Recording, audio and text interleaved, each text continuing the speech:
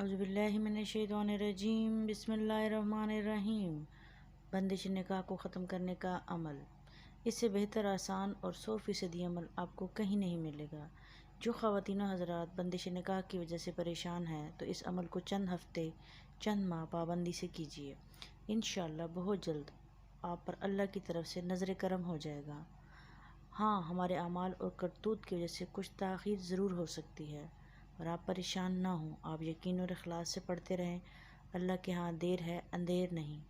آپ کا اخلاص اور جستجو ایک دن ضرور رنگ لائے گی۔